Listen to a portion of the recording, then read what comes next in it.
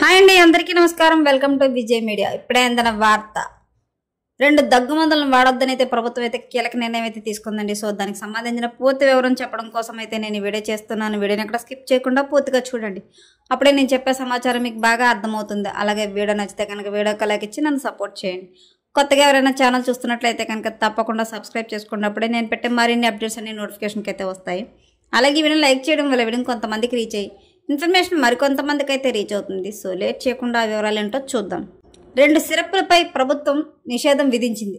రాష్ట్రంలో 2 దగ్గు మందులను ప్రభుత్వం నిషేధించింది.